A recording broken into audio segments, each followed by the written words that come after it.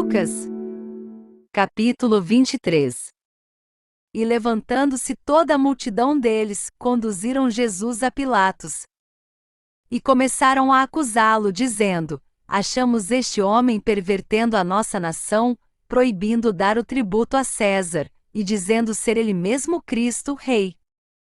Pilatos, pois, perguntou-lhe: És tu o rei dos judeus?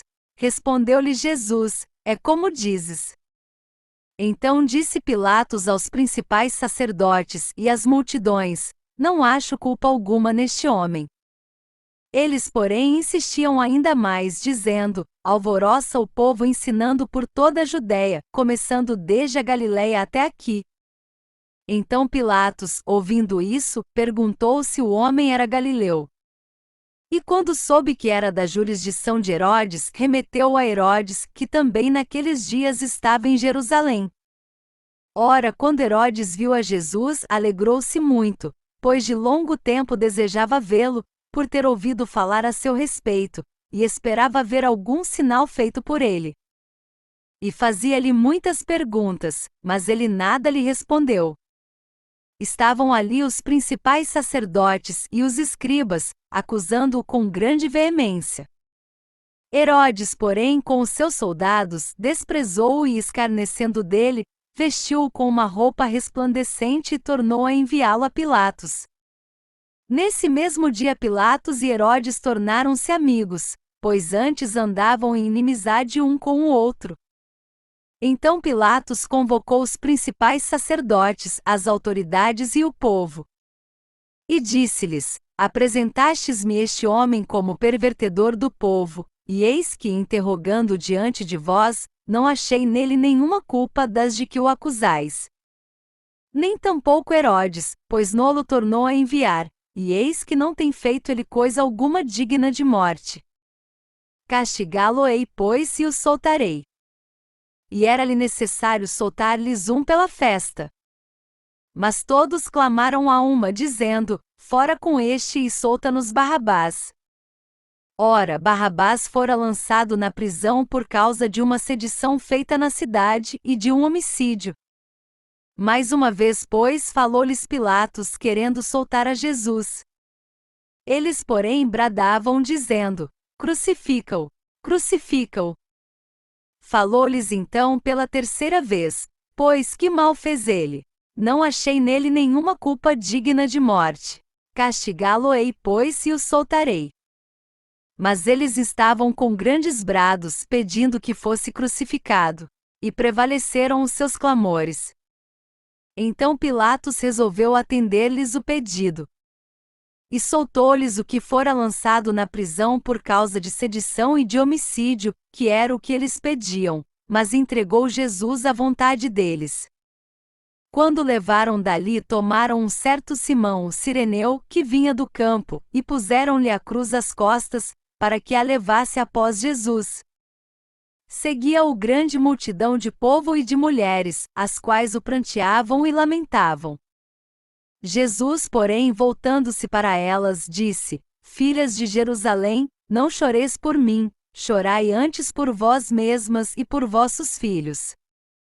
Porque dias hão de vir em que se dirá: Bem-aventuradas as estéreis, e os ventres que não geraram, e os peitos que não amamentaram. Então começarão a dizer aos montes: Caí sobre nós, e aos outeiros: Cobri-nos. Porque se isto se faz no lenho verde, que se fará no seco? E levavam também com ele outros dois, que eram malfeitores, para serem mortos. Quando chegaram ao lugar chamado Caveira, ali o crucificaram, a ele e também aos malfeitores, um à direita e outro à esquerda.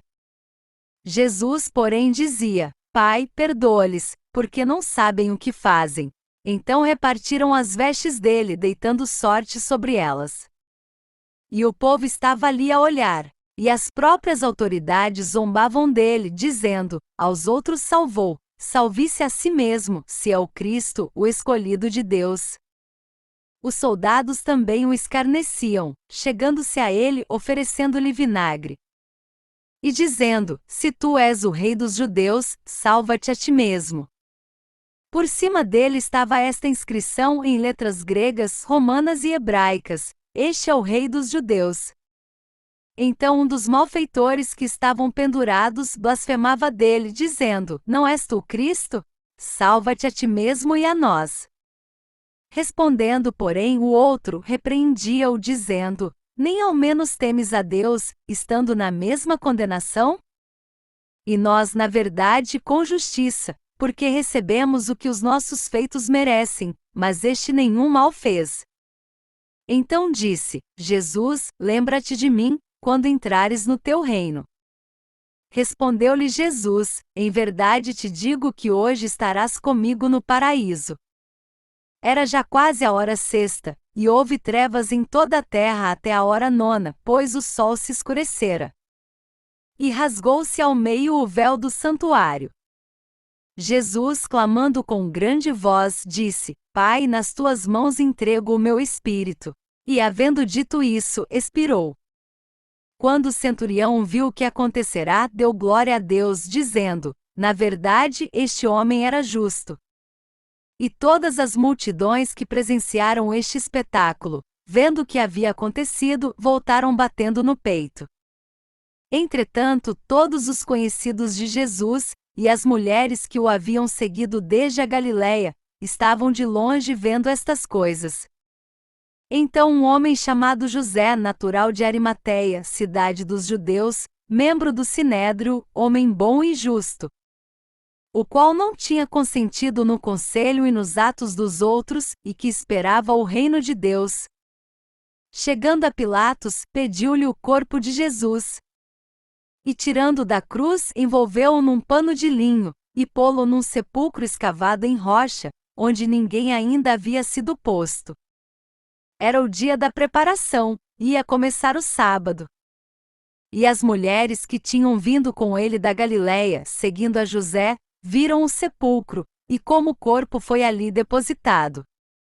Então voltaram e prepararam especiarias e ungüentos, e no sábado repousaram conforme o mandamento.